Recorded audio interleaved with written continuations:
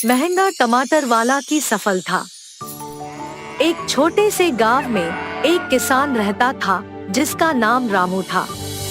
रामू ने सालों से टमाटर की खेती की थी, लेकिन उसके लिए जितना उन्नति और मेहनत का परिणाम मिलना चाहिए था उससे भी कम ही था। टमाटर के उत्पादन की वजह से गांव के स्थानीय मार्केट में इसकी कीमतें लगातार बदलती रहती थी।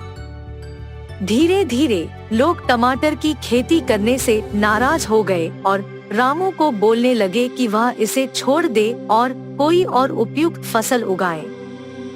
शुरुआत में रामू को यह बातों ने बहुत परेशान किया, लेकिन वह हार नहीं माना। उसने अपनी मेहनत जारी रखी और टमाटर की खेती करते रहे। वह अपने किसान मित्रों की सलाह नहीं मानता था और उनके लिए यह सब केवल एक समय की समस्या थी जो शीघ्र ही हल हो जाएगी। लेकिन वक्त बीतते ही स्थिति और खराब होने लगी और रामू के लिए चुनौती बन गई। गांव के अन्य किसान दिन ब दिन टमाटर खेती छोड़ते गए क्योंकि उन्हें बार बार नुकसान हो रहा था। लेकिन रामू का मन बिल्कुल नहीं हिला। वह अपनी मेहनत करते रहे और अपने सपनों को पूरा करने के लिए अपनी प्रतिबद्धता बरकरार रखता था। दिन ब दिन समय बदला और एक दिन गांव में टमाटर के उत्पादन से पूरे उत्तर भारत के कुछ और गांवों में अचानक बढ़ोतरी हुई। यह वक्त रामू के लिए बड़ी अचानकी थी। उसकी खुशी की कोई हद न थी क्योंकि उस बढ़ती हुई मांग ने टमाटर के दामों में तेजी से बढ़ोतरी की थी। पहले तो रामू यकीन नहीं कर पा रहा था कि यह सब सच है, लेकिन जब वह खुद गांव के स्थानीय मार्केट में जाकर देखा तो उसे अपनी आंखों पर विश्वास नहीं हुआ। टमाटरों की कीमतें इतनी ज्यादा बढ़ गई थी कि उसे यह समझ में नहीं आ रहा था कि वह अब कितने धनवान हो गए थे। रामू की खेती की लागत कम थी, जिसके कारण उसे अधिक मुनाफा होने लगा। अब उसे न सिर्फ अपने गांव में बल्कि नगरीय क्षेत्र में भी अपने टमाटर बेचने के लिए उत्सुकता मिली। पहले तो वह सोचता था कि उसके इस मुनाफे का एक बड़ा हिस्सा गांव की जनता को मिलना चाहिए, जिसने उसे हर दिन मजाक बनाया था। लेकिन अब रामू के दरवाजे लोग उसे अपने टमाटरों की मांग के लिए खड़े रहते थे। टमाटर की उत्पादन के लिए बढ़ी हुई मांग और उसके अचानक बढ़ने वाले मूल्य से उसे ध्यान में रखते हुए रामू ने बड़ा उद्योगी और नगरीय बिजनेसमैन को टमाटर बेचने का सौभाग्य प्रदान किया। उसके उत्साह और निष्ठा को देखते हुए लोगों ने उसे और उसकी खेती को सिर्फ सलाह देने के लिए रास्ते पर खड़ा होना छोड़ दिया। धीरे धीरे रामू गांव का सबसे धनी व्यक्ति बन गया। उसकी खेती से न सिर्फ उसे बल्कि गांव की सभी जनता को फायदा होने लगा। उसने न केवल अपने परिवार की आर्थिक स्थिति सुधारी बल्कि गांव में शिक्षा के लिए स्कूल और बिजली के लिए उपकरण स्थापित किए। रामू की कहानी गांव के चर्चा का विषय बन गई। लोग अब उसे सम्मान से देखते थे और उसे महंगा टमाटर वाला कहकर भावुक हो जाते थे। रामू के कड़ी मेहनत और साहस ने उसे एक सफल और धनी व्यक्ति बना दिया था, जिसका सपना पूरा हो गया था। इस कहानी से हमें एक सीख मिलती है कि अगर हम किसी भी मुश्किल दौर में भी अपने सपनों को नहीं छोड़ते हैं, मेहनत करते रहते हैं और अपने लक्ष्य को पाने के लिए निष्ठा बनाए रखते हैं, तो हम अपने जीवन में बड़े सफलता को प्राप्त कर सकते हैं। एक लंबे समय पहले एक गांव में सात्विक, उसकी माँ शांति, पिता रामचंद्रा और पत्नी अमृता सब एक छोटे घर में रहते थे। रामचंद्रा खुद से टमाटर उगा के उनको बेचता था। सात्विक को उसके पिता का काम नहीं पसंद था क्योंकि उसके लिए बहुत मेहनत करनी पड़ती थी। इतना ही नहीं, वो कोई काम नहीं करता था और घर पे ही बैठे रहता था। बेटा सात्विक, मुझे इस टमाटर व्यापार में मदद कर सकते हो ना? मैं तुम्हें टमाटर उगाना सिखाऊंगा और तुम टमाटर का व्यापार चलाना भी सीख पाओगे।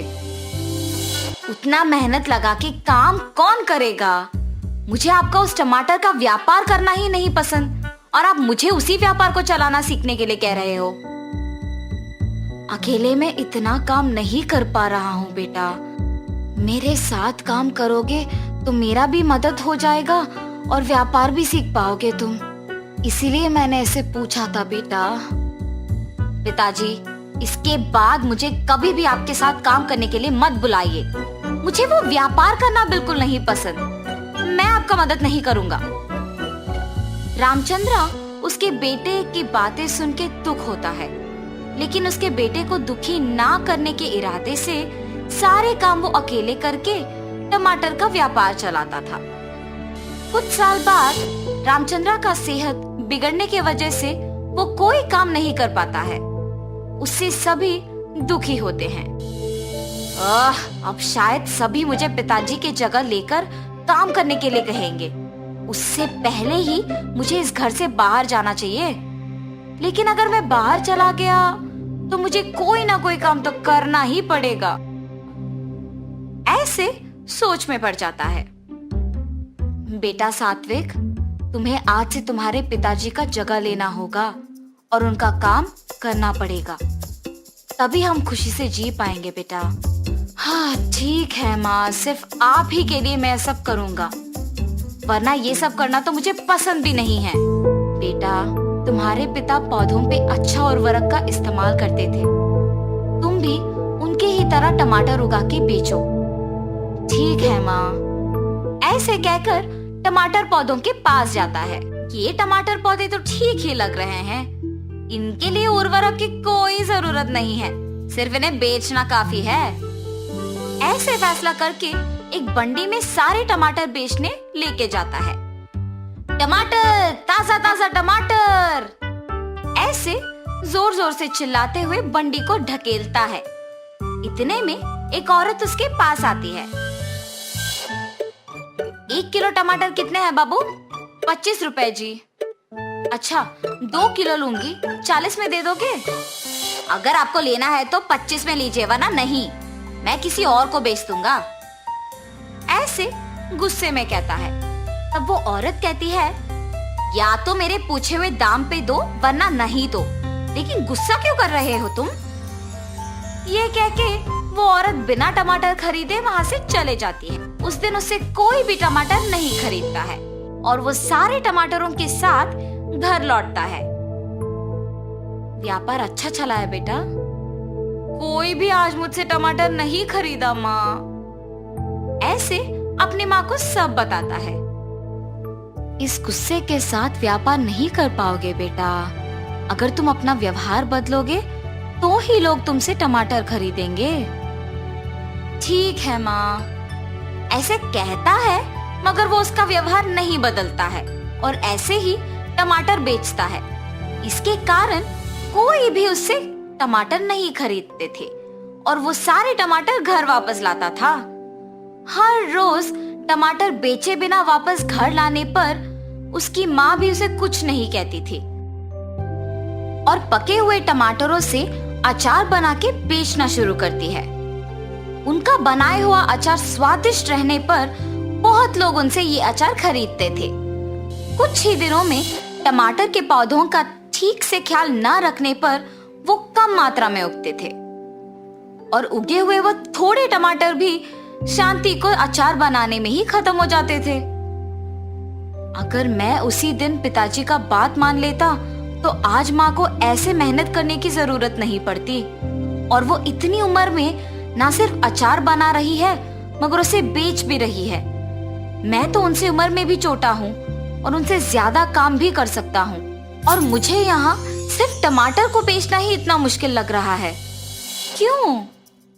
उसकी माँ को ही पूछने का फैसला करता है। माँ, मैं आपसे उम्र में छोटा हूँ, लेकिन मेरे लिए टमाटर का व्यापार करना ही मुश्किल लग रहा है। आप इतने उम्र में भी इतना काम कैसे कर पा रहे हो? सब आपके बनाए हुए अचार को बहुत पसंद कर रहे हैं और खरीद रहे हैं। आप ऐसे कैसे कर पा रहे हो माँ? बेटा, अगर कोई काम को करना है तो उसे पसंद करना बहुत ही जरूरी है। अगर कोई भी काम को करना पसंद करोगे तो जितना भी मुश्किल हो आसान बन जाएगा। उस दिन पूरा सात्विक उसकी माँ के बातों के बारे में सोचते रहता है। क्या सच में अगर कोई नापसंद काम को पसंद करना उसे आसान बना देगा? सच हो या ना, मुझे इस बार अपना टमाटर के व्यापार को पसंद करके दोबारा कोशिश करना चाहिए। ऐसे उसकी माँ की बात को सुनकर टमाटर के पौधों पे उर्वरक का इस्तेमाल करते हुए टमाटर उगा के उन्हें बेचना शुरू करता है। टमाटर टमाटर, अच्छी उर्वरक का इस्तेमाल करके घर पे ही उगाए हुए ताजा ताजा टमाटर। बाबू, 1 किलो का दाम कितना है? 25 रुपए साहब। मुझे 3 किलो के टमाटर 60 रुपए में दे दोगे? ये घर पे उगाए हुए टमाटर है साहब, 3 किलो 70 रुपए में लीजिए ना। ठीक है, तुम कह रहे हो ना कि घर पे उगाए हुए हैं। ठीक है, 70 में दे दो। अपने व्यवहार बदल के टमाटर खरीदने के लिए आए हुए ग्राहक से अच्छी तरह से बात करने के कारण उस दिन सारे टमाटर बिक जाते हैं। माँ, आज कोई टमाटर नहीं बचे, मैंने सारे बेच दिया। ऐसे कह के खुशी से अपने माँ को सारे पैसे दे देता है। माँ, आपने सच कहा, अगर कोई नापसंद काम को पसंद करके उसमें अपना मन लगाते हैं तो वो बहुत आसान बन जाता है। तब से सात्विक अच्छे उर्वरक का इस्तेमाल करके ज्यादा मात्रा में टमाटर उगाता था। उनमें कुछ सात्विक बेचने लेके जाता था और बाकी उसकी माँ अचार बनाने के लिए इस्तेमाल करती थी। तब से सभी खुशी से जीते हैं। तो इस कहानी का नैतिक क्या है? कोई भी काम चाहे कितना भी मुश्किल क्यों ना हो, उसे पसंद करने पर आसान बन जाता है। नंदेश्वर नामक एक गांव में रहता था एक आदमी किशन नामक। किशन सब्जी बेचकर अपनी रोजी रोटी कमाता था।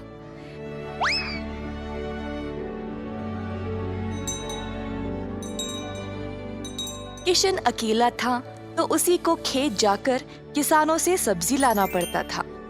अपनी मेहनत की कमाई किशन बहुत संभाल कर जमा करता था, परंतु किशन अपनी कमाई से संतुष्ट नहीं था और कुछ अच्छा और बड़ा करना चाहता था। एक दिन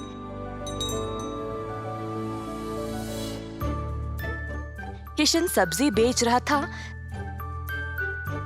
जब एक बूढ़ी महिला अपने सिर पर सब्जी की टोकरी लिए जा रही थी। सब्जी ले लो, सब्जी ले लो। किशन उस बूढ़ी औरत को देखकर हैरान रह गया। ये महिला इतनी उम्र में सब्जी बेच रही है।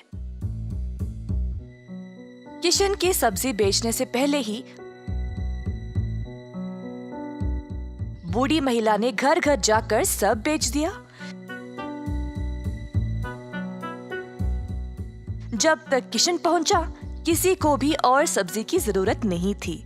किशन को बुरा लगा तो उसने सोचा कि वह कल के दिन जल्दी आएगा और कुछ न कुछ बेचेगा।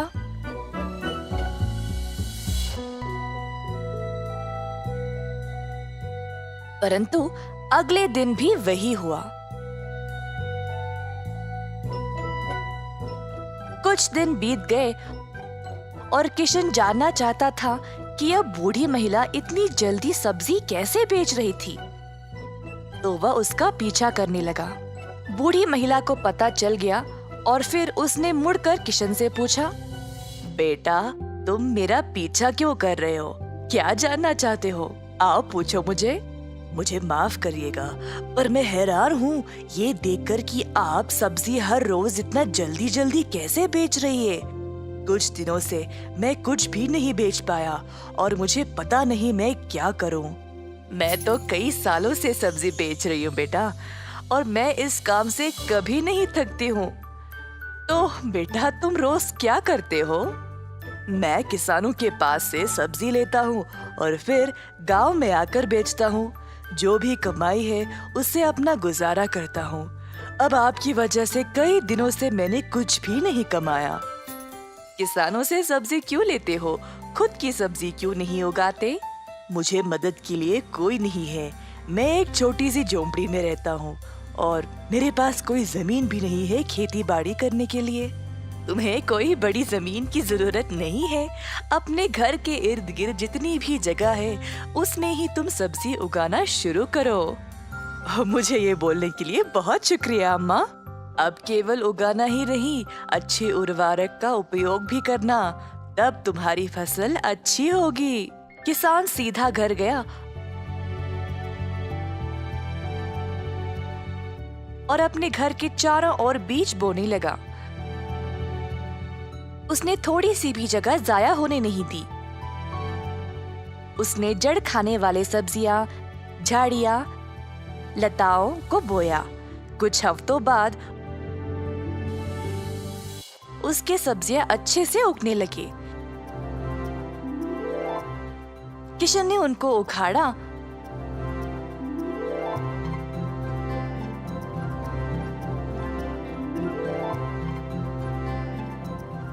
और गांव गया बेचने के लिए।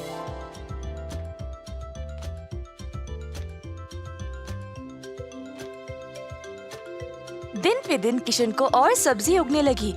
वह अच्छा पैसा कमाने लगा और सब कुछ जमा करके उसने अपने लिए खेती करने एक जमीन का टुकड़ा खरीदा। किशन अब खेती बाड़ी करने लगा और उसकी फसल अच्छी खासी निकलने लगी। जल्द उसने एक सब्जी की दुकान खोल ली, कई तरह के सब्जियों के साथ। गांव के सारे लोगों को किशन की सब्जियां अच्छी लगने लगी और उसी के पास आने लगे सब्जी खरीदने। किशन ने अब नौकर चाकरों को भी काम पे लगाया और अपनी दुकान को और बड़ा कर दिया। एक साल के अंदर ग्राम प्रधान ने देखा कि कैसे किशन ने मेहनत करके अपने आप को खड़ा किया है।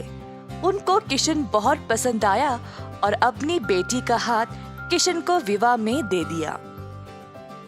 किशन के पास अब एक सफल कारोबार, एक सुंदर परिवार और एक अच्छा जीवन था।